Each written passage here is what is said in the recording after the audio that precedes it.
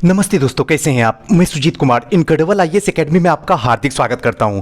आज का वीडियो जो है ये बायोलॉजी का महासंग्राम चल रहा है और इस महासंग्राम में हम लोग वो सारी क्वेश्चन देखेंगे जो आयोग की नज़र में इंपॉर्टेंट है। और बायोलॉजी एक ऐसा सब्जेक्ट है जिसमें कि आर्ट्स वाले बैकग्राउंड का स्टूडेंट या कॉमर्स वाले स्टूडेंट जो हैं बहुत एक डरे हुए होते हैं। इन डर को दूर करने के लिए हमने ये सीरीज को स्टार्ट किया जिससे कि बायोलॉजी आपको कहीं से डिटेल में पढ़ने की जरूरत नहीं हो और कहीं भी रटने की जरूरत नहीं हो। बस आपको सुनना है और सारा बायोलॉजी का क्वेश्चन जो है आपके दिमाग में आ जाएगा। इससे पहले दोस्तों, अगर अभी तक आप हमारे चैनल को सब्सक्राइब नहीं किए तो सब्सक्राइब कर लीजिए, बेल आइकन पे प्रेस करके ऑल बटन पे क्लिक कर लीजिए। इससे ये होगा मेरा लेटेस्ट से लेटेस्ट वीडियो का अपडेट जो है आपको मिलता रहेगा। इसको थोड़ा सा ध्यान रखना होगा कि अगर आप नए हैं तो जरूर सब्सक्राइब कर लीजिए चैनल को। तो चलिए दोस्तों, आज का सेशन जो है स्टार्ट करते हैं। सबसे पहला क्वेश्चन जो है आपके स्क्रीन पे, और इसका जो पहला पार्ट है ऑलरेडी हो गया है। अगर आप देखना चाहते हैं तो डिस्क्रिप्शन बॉक्स में लिंक रहेगा, वहां से आप देख सकते हैं। पहला क्वेश्चन जो है, किस विटामिन से हार्मोन भी कहते हैं। ध्यान रखिएगा, किस विटामिन को जो है हार्मोन भी कहते हैं। इसका सही आंसर होगा विटामिन डी। ध्यान रखिएगा, विटामिन डी को हम क्या कहते हैं, हार्मोन कहते हैं। आइए इसको थोड़ा सा डिटेल में चर्चा कर लेते हैं। विटामिन डी को हार्मोन भी कहा जाता है। मानव मूत्र में विटामिन डी पाया जाता है। अब कई बार क्वेश्चन पूछा गया कि मानव के मूत्र में जो है कौन सा विटामिन पाया जाता है, तो आपको बताना होगा विटामिन डी मानव के मूत्र में।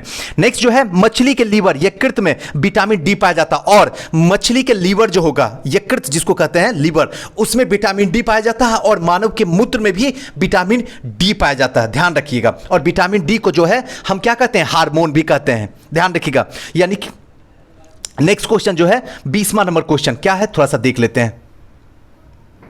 रेनिन का स्त्रावन करने वाला अंग है। इसका सही आंसर जो होगा ऑप्शन नंबर बी, अमाशय यानी कि स्टोमेच। यहां पे क्या है, रेनिन का सिक्रेशन स्टोमेच यानी कि अमाशय जो होता है, अमाशय के द्वारा जो है रेनिन का होता है सिक्रेशन स्टोमेच। अब यहां पे जो है किडनी यानी कि वक्र, और मनुष्य की किडनी की संख्या जो होती है वो कितनी होती है, 2। कई बार क्वेश्चन पूछा जा चुका है कि मनुष्य की किडनी की संख्या कितनी होती है। हालांकि बड़ा इजी है लेकिन कई स्टूडेंट इसमें आसानी से फंस जाते हैं। मनुष्य की किडनी जो है 2 होते हैं, इसमें जो है यूरिया बनता है। अब ध्यान रखना इतना ही है कि ध्यान रखिएगा, जो किडनी होता है इसी के अंदर जो है क्या बनता है, यूरिया बनता है। बहुत इंपॉर्टेंट क्वेश्चन है। अब किडनी को जो है फंक्शनल यूनिट इकाई को जो है नेफ्रॉन कहते हैं। किडनी के जो फंक्शनल इकाई होता है, यूनिट जो होता है, उसी को कहते हैं नेफ्रॉन। तो आपको याद क्या रखना है, यूरिन कहां बनता है, तो याद रखिएगा वक्र में आपको बोलना होगा। नेक्स्ट क्वेश्चन की तरफ चलते हैं। 21वां नंबर, मनुष्य के शरीर में निष्क्रिय अंगों, ध्यान रखिएगा, निष्क्रिय अंगों का समूह है, इनमें से कौन होगा, तो ऑप्शन नंबर सी होगा। यानी कि निमेशक पटल, कृमि रूप परिशेषिका और कर्ण पेशियां और कॉक्सी अस्थियां। ये जो है मानव शरीर के अंदर जो है निष्क्रिय अंग है, जो कि बिना काम करने वाला है।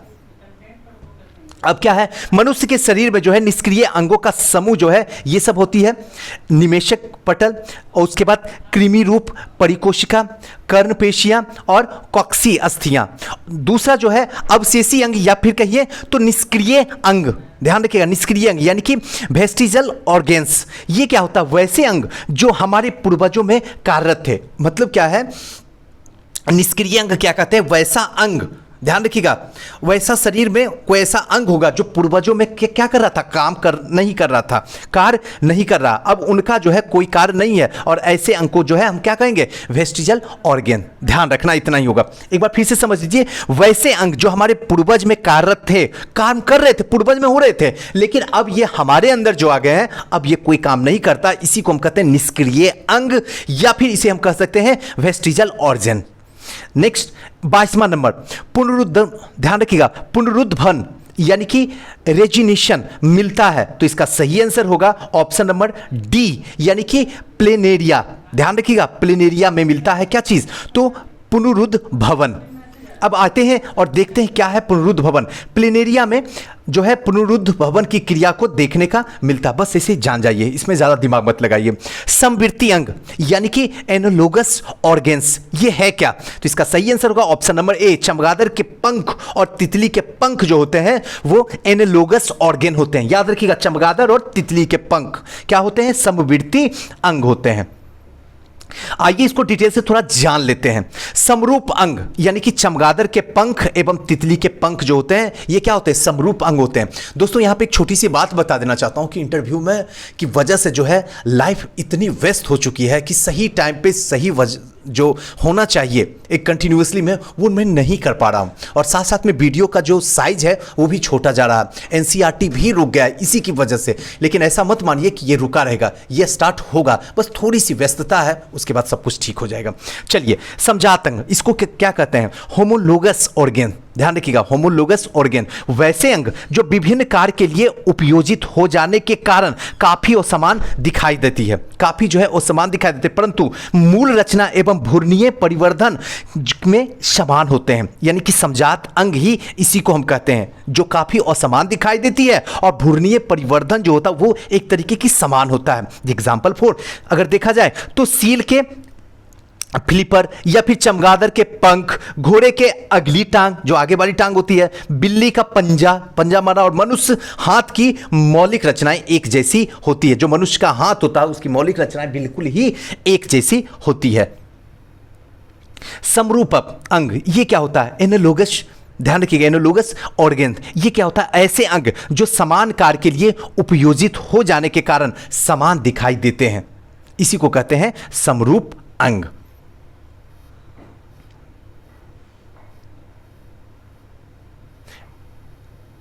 चलिए आइए इसको थोड़ा सा डिटेल से जान जाते हैं। परंतु मूल रचना और भ्रूणीय परिवर्धन में भिन्नता है।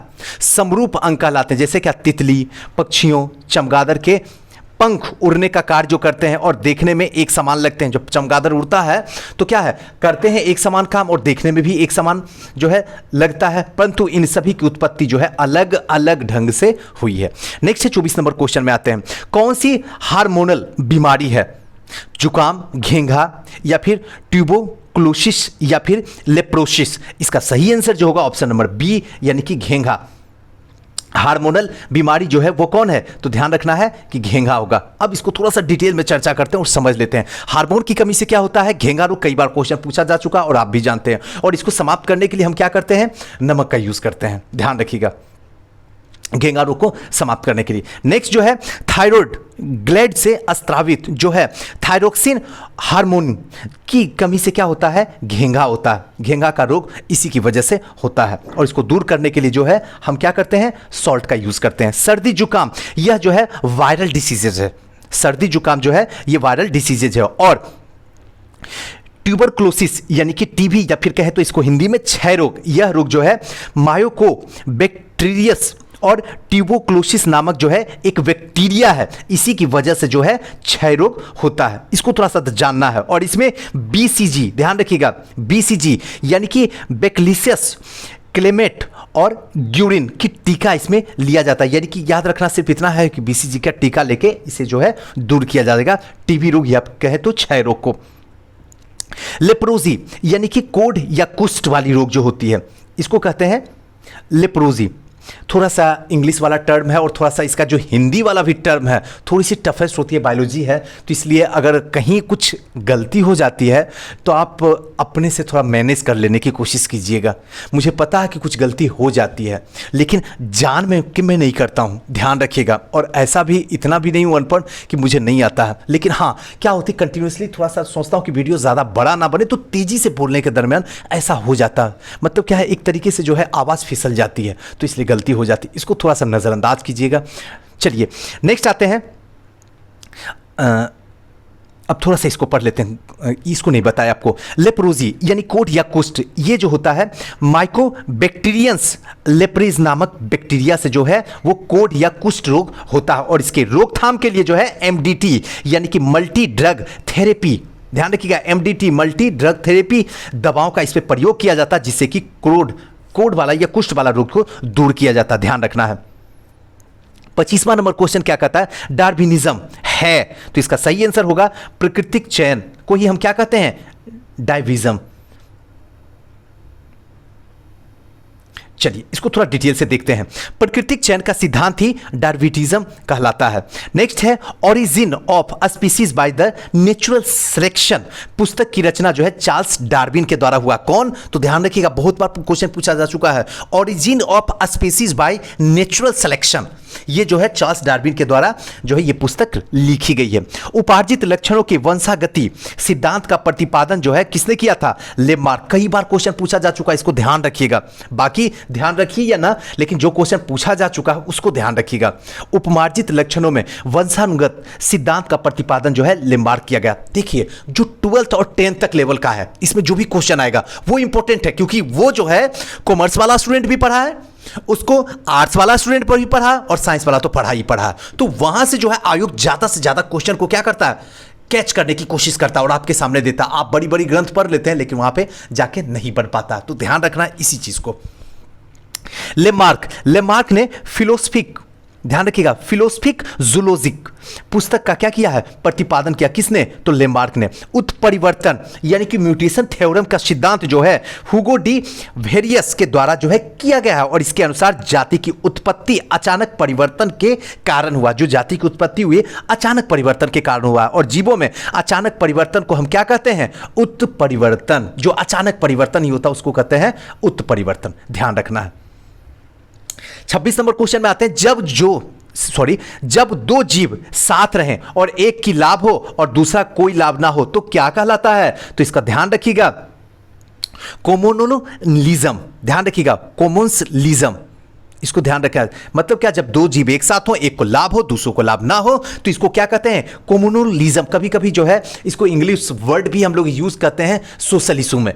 सामाजिक में इस चीज़ का यूज़ हम लोग करते हैं कि एक साथ रहे, दो लोग एक साथ जो है किसी बिजनेस को स्टार्ट किए जिसमें एक को फायदा हुआ दूसरे को फायदा ना हुआ, तो यहाँ पे यूज़ हम करते हैं कोमोनोलिज्म। अब जब जो दो जीव एक साथ रहे, एक को लाभ हो दूसरे को लाभ ना हो, तो इसे जो हम कहते हैं वह सहभोजिता, इसको हिंदी में कहते हैं कोमोनोलिज्म को सहभोजिता कहते हैं। जब दो जीव के बीच में एक ऐसा संबंध हो जिसमें एक जीव को लाभ हो दूसरे जीव को हानि हो, तो इसे कहते हैं क्या? तो परजीवता। ध्यान रखिए, एक को लाभ दूसरे को लाभ नहीं हो तो परजीवता इसे कहते हैं। एक जीव दूसरे जीव को पूरी तरीके से भक्षण करता है, पूरी तरीके से उपयोग करता है, तब इसे हम कहते हैं परभक्षण। एग्जाम्पल गिद्ध। चलिए अब आते हैं 27वां नंबर क्वेश्चन। 27वां नंबर क्वेश्चन क्या कहता है? भूमि अपर्दन यानी कि सॉइल इरेशन की रोकथाम संभव है। तो इसका सही आंसर होगा पुनः वन रोपण से। अगर पुनः वन रोपण अगर किया जाए तो आसानी से भूमि के अपर्दन को क्या किया जा सकता है? रोका जा सकता है। नेक्स्ट है 28वां नंबर। डार्विन का सिद्धांत था, क्या था सिद्धांत? पूरी ये सब क्वेश्चन पूछा जाता है और अगर ये भी आपसे नहीं आता तो क्या उम्मीद करे आयोग आपसे? एक मिनट सोच लीजिएगा बैठ के। ऐसा ही क्वेश्चन पूछा जा रहा है हर बार। बिहार के जिस एग्जाम को देख लीजिए, यूपी पीसीएस के एग्जाम को देख लीजिए, एमपी पीसीएस का देख लीजिए, हर जगह ऐसा ही क्वेश्चन पूछा जा रहा है। कोई ज्यादा जो है रॉकेट साइंस की क्वेश्चन नहीं पूछा जाता बायोलॉजी में, क्योंकि आयोग को पता है कि हमें क्या करना है? बीच का रास्ता करना, मैनेज करके चलना है कि इसमें इसके अंदर जो है कॉमर्स बैकग्राउंड का भी आ जाए, बायोलॉजी वाले आर्ट्स बैकग्राउंड का भी आ जाए और साइंस बैकग्राउंड का। इसको इसलिए बताता हूं ताकि आपके दिमाग में ये ना कंफ्यूजन हो जाए, सर बायोलॉजी मेरे बस की तो बाहर है, साइंस में सुनती हूं तो मुझे नींद आने लगता है, सर सच्ची बताता हूं मेरा तो दिमाग खराब हो जाता है, बाकी सब कुछ आपका मजा आता है, लेकिन साइंस वाला जैसे मैं सुनती हूँ कि सर जी ने बायोलॉजी दिया हो, मैं तो देखना बंद करती हूँ। अरे ना, डरो मत, क्योंकि जिस फील्ड में आई हो यहां पे जो है सब कुछ पॉसिबल है। आप अपनी लाइफ में सब कुछ पॉसिबल कर दो। जितने भी इंपॉसिबल वर्ड अंदर में है, सोच है, सबको डिलीट करो, तभी जो है आप वहां तक पहुंच पाओगे जो आप अंदर में सपने को सजोए हो। चलिए तो आइए इसको देखते हैं। डार्विन का सिद्धांत था, क्या था? तो प्राकृतिक चयनवाद यानी कि नेचुरल सिलेक्शन। प्राकृतिक चयन के सिद्धांत का प्रतिपादन जो है डार्विन ने दिया था। कई बार क्वेश्चन पूछा जा चुका, बिलीव नहीं है तो पीसीएस का जाके खोल के देख लीजिए, जितने भी एग्जाम हुए हैं उसके क्वेश्चन बैंक को।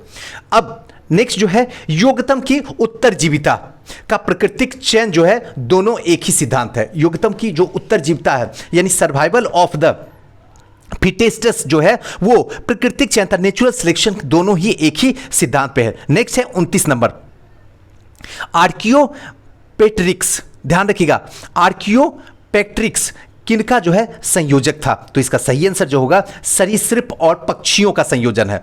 सरीसृप और पक्षियों के बीच में जो है यह संयोजक की एक कड़ी है। नेक्स्ट आते हैं 30वां नंबर। सूर्य के प्रकाश से पराबैंगनी विकिरण की क्रिया से क्या उत्पन्न होता है? तो इसका सही आंसर जो होगा option number B, ozone O3। सूर्य के प्रकाश से पराबैंगनी विकिरण यानी कि अल्ट्रावायलेट रेडिएशन की क्रिया से क्या? तो ओजोन O3। ये आपको पता होना चाहिए। सॉरी, थोड़ी सी कंटिन्यू जो है रिकॉर्डिंग हुई है, इंटरव्यू वाले लोगों के लिए जो है वीडियो प्रोवाइड करवाता हूँ तो थक जाता हूँ। बस ये एक तरीके से था कि प्रॉमिस रहती है कि कम से कम 2 वीडियो आप लोग को दे दूँ, जिससे कि कंटिन्यू आप लोग भी रहे, ऐसा ना फील हो कि सर ने मुझे छोड़ दिया। हाँ जी ना, आपको मैं कैसे छोड़ सकता हूँ? किसी को मैं नहीं छोड़ सकता हूँ। जो सक्सेस हुए उनको भी नहीं छोड़ूंगा, और जो अभी तक सक्सेस नहीं हुए उनको भी नहीं, और जो अनसक्सेस हो गए उनको भी नहीं। चलिए 31वां नंबर क्वेश्चन में आते हैं। वन पारिस्थितिक तंत्र यानी कि फॉरेस्ट इकोसिस्टम में हरे पौधे होते हैं, तो इसका सही आंसर होगा उत्पादक यानी कि प्रोड्यूसर। ये सब क्वेश्चन कितना बेसिक है, ये क्वेश्चन दे देंगे आपकी हवा निकाल देगा। और अगर ये क्वेश्चन आप सही से नहीं बना पाए तो आपको तो अपने आप पे रोना ही पड़ेगा, उसमें तो मैं भी कुछ नहीं कर सकता हूं। और लोग रोते हैं, ऐसा नहीं कि नहीं रोते हैं, रोते हैं लोग। चलिए इसमें आते हैं। वन पारिस्थितिक तंत्र में हरे पौधे होते हैं जो उत्पादक होते हैं। ध्यान रखिएगा, ये क्या होते हैं? प्रोड्यूसर, जिसको उत्पादक कहते हैं। वैसे उपभोक्ता जो उत्पादक से सीधे भोजन प्राप्त करते हैं उसे मूल या कहे तो प्राथमिक उपभोक्ता कहते हैं। जो क्या है? उत्पादकता से, जो उत्पादक है उससे क्या होता है? भोजन प्राप्त करता। जो उत्पादन कर रहा उससे क्या है? डायरेक्ट भोजन प्राप्त कर लेता, उसको क्या कहते हैं? प्राथमिक उपभोक्ता। अभी आप कमा रहे हैं, आप किस पे डिपेंडेंट है? अपने मम्मी पापा पे। तो खाना कहां से आपका हो रहा है? मम्मी पापा से। तो यहां पे जो मम्मी पापा हुए वो क्या हुए? उत्पादक। और आप क्या हो गए? तो उपभोक्ता हो गए। तो इसे कहते हैं प्राथमिक उपभोक्ता यानी कि प्राइमरी कंज्यूमर्स। एग्जाम्पल यहां पे दिया गया, हालांकि मम्मी पापा समझ गए, जैसे घास खाने वाले जानवर, बकरी, खरगोश, गाय, हिरन, यानी कि जो घास खाने वाले वो किस पे डिपेंडेंट है? ये सारे के सारे क्या हैं? घास पे ही डिपेंडेंट है। पौधे, पेड़ पौधे, जंगल पे ही डिपेंडेंट है। इसमें बकरी, खरगोश, गाय, हिरन, ये सारे के सारे इसमें है। अब क्या है? प्राइमरी कंज्यूमर्स, ये क्या होते हैं? शाकाहारी होते हैं। जो प्राइमरी होते हैं सारे के सारे शाकाहारी होते हैं। शाकाहारी और एक मांसाहारी होते हैं। शाकाहारी मतलब होता है क्या? जो क्या है? शुद्ध भोजन करता है, जैसे क्या मतलब क्या है? पेड़ पौधे। और मांसाहारी जो क्या करता है? दूसरे जानवरों का भोजन करता है, उसे मांसाहारी कहा जाता है। नेक्स्ट है मृत उत्पादक और उपभोक्ता को सरल पदार्थ में अपघटित करने वाले जीव जो होते हैं वो अपघटक कहलाते हैं। जैसे बैक्टीरिया, वायरस, फंगस, ये सब जो है मृत प्राणी जो होता है, मृत पदार्थ जो कहें, जीव कहें, इसको क्या करता है? धीरे धीरे कंपोजर बना लेता है, अपघटक कर लेता है, इसको क्या कर लेता है? अपघटित कर लेता है, जिसको हम क्या कहते हैं? डिकम्पोजर कहते हैं, जिसमें आता है बैक्टीरिया, वायरस या फंगस। ध्यान रखना है। चलिए नेक्स्ट क्वेश्चन की तरफ हम लोग चलते हैं। नेक्स्ट क्वेश्चन क्या कहता है? जीवों का वातावरण के पारस्परिक संबंधों के अध्ययन कहलाता है। क्या अध्ययन इसको क्या कहलाता है? इकोतंत्र, इकोलॉजी, या फिर ऑटकोलॉजिकल, या फिर सिनिकोलॉजी, ये क्या कहलाता है? इसको थोड़ा सा समझिए। आइए, इसका सही आंसर जो होगा वो होगा ऑप्शन नंबर बी, यानी कि जीवों के वातावरण के पारस्परिक संबंधों के अध्ययन को हम क्या कहते हैं? इकोलॉजी कहते हैं। किसी क्षेत्र विशेष में जैविक घटक जो होता है वो बायोटिक फैक्टर कहलाता है, और जो अजैविक घटक होता है एबायोटिक फैक्टर के संबंध को ही हम क्या कहते हैं? इकोतंत्र कहते हैं। अब होता है बायोटिक फैक्टर के अंतर्गत जो है सजीव जीव जंतु, पेड़ पौधे आते हैं। बायोटिक फैक्टर के अंतर्गत जो है सजीव जीव जंतु और पेड़ पौधे आते हैं। एबायोटिक फैक्टर के अंतर्गत सूर्य, ताप, जल, वायु, प्रकाश इत्यादि जो है एबायोटिक फैक्टर आता है। अब बायोटिक और एबायोटिक तो समझ में आ गए, जिसमें जीव जंतु, पेड़ पौधे वगैरह जो है वो क्या है? बायोटिक। और जो नेचुरल है जैसे एबायोटिक, जैसे सूर्य हो गया, ताप हो गया, जल हो गया, वायु हो गया, सारा का सारा नेचुरल है, ये होगा एबायोटिक फैक्टर, ये बायोलॉजी में आता है। चलिए नेक्स्ट में आते हैं एक्यूटोलॉजिकल। ध्यान रखिएगा, एक्यूटोलॉजी ये क्या होता है? केवल एक ही जात के जीवों के अध्ययन को हम क्या कहते हैं? एक्यूटोलॉजी। ध्यान रखिएगा, थोड़ा सा यहां पे वर्ड का है। अब नेक्स्ट आते हैं साइनोक्लोजी। ये क्या होता है? किसी क्षेत्र विशेष में पूरे जीव जंतु के जो समुदाय के अध्ययन होते हैं उसे हम कहते हैं साइनोक्लोजी। ध्यान रखना। नेक्स्ट जो है, ध्यान रखिएगा, 33वां नंबर, निम्नलिखित में से किस युग में कोई जीव नहीं था? अब ऑप्शन जो है आपके स्क्रीन पे, मैं आंसर इसको बताता हूं। ऑप्शन नंबर बी, यानी कि एजोकिक काल में। ध्यान रखिएगा, एजोकिक काल में जो है कोई भी जीव नहीं था, जीवन नहीं था, या कह सकते हैं हम इसे प्राग जैविक काल। इस काल में आर्कियन काल के नाम से जाना जाता है और इस काल के चट्टान को जो है जीवाश्म पूर्णतः अभाव होता है। अब है पेलिजोइक और जो है पुराजीवी काल, इसको क्या कहते हैं? इसे जो है प्राथमिक युग भी कहा जाता है। पेलिजोइक को जो है प्राथमिक युग भी कहा जाता है और इस युग में वनस्पति और जीवों की उत्पत्ति हुई है। इसमें वनस्पति और जीवों की उत्पत्ति हुई है। नेक्स्ट जो है कैम्ब्रियन काल, इसमें क्या है? पेलिजोइक काल यानी कि पुराजीवी महाकल्प के अंतर्गत जो है कैम्ब्रियन काल आता है और पुराजीवी महाकाल के प्रारंभिक काल यानी कि 600 मिलियन से 500 मिलियन ईसा पूर्व कैम्ब्रियन का नाम से जाना जाता है।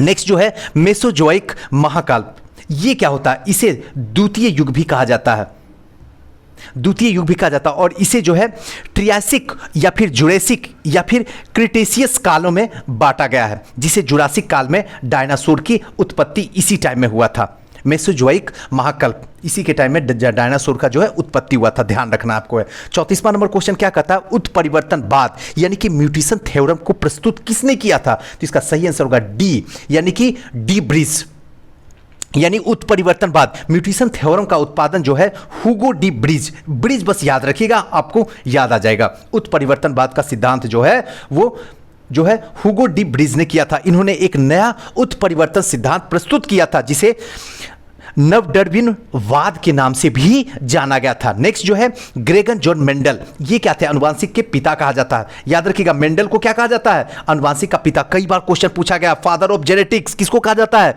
तो मेंडल को कहा जाता है। पूरा नाम बस थोड़ा सा ध्यान रख लीजिए, ग्रेगर जॉन मेंडल।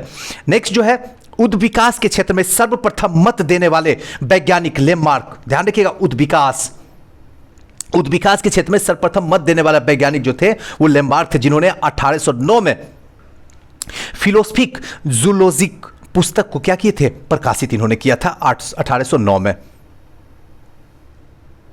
नेक्स्ट जो है 1 माइक्रोन होता है, तो इसका सही आंसर होगा ऑप्शन नंबर ए, 1/1000 mm। ध्यान रखिएगा 1 माइक्रोन बराबर वो 1/1000 जो है mm होता है, बस इतना ध्यान रखिएगा। तो दोस्तों आज का जो है वीडियो यहीं तक रखते हैं। आपको कैसा लगा मुझे ज़रूर बताइएगा। हाँ, कुछ ऐसा टर्म है जो मैं भी एक्सेप्ट कर लेता हूँ, आपको बोलने की कोई ज़रूरत ना दूंगा कि हाँ कुछ की वर्ड में थोड़ी सी बायोलॉजिकल टर्म जो होता है थोड़ा सा टफेस्ट होता है और जिस समय कंटिन्यू होता है तो थोड़ा सा क्या होता है ना, अगर आता भी है ना तब भी जो है जुबान फिसल जाती है। तो इसको मैं उम्मीद करूँगा आप ज़रूर मुझे माफ़ कर दीजिएगा, क्योंकि हर जगह तो नहीं होता लेकिन कहीं कहीं जगह हो ही जाता है। मैं हद तक कोशिश करता हूँ नहीं हो, लेकिन फिर भी, और हो सके तो अगर आपको अच्छा ये वीडियो लगे तो प्लीज़ कमेंट कीजिए और ज़्यादा से ज़्यादा शेयर कीजिए ताकि उनके पास भी जा सके जिनका कोई सहारा नहीं है, जिनके पास किताब खरीदने के पैसे नहीं हैं, लेकिन उनका उम्मीद, उनका लक्ष्य, उनका सपना जो है एसडीएम बनने का है। और वो सपना और उम्मीद और उनका लक्ष्य को पूरा करने में थोड़ा आप सहयोग दीजिए, जैसे मैं आपका सहयोग देता हूँ। थैंक यू, नमस्कार।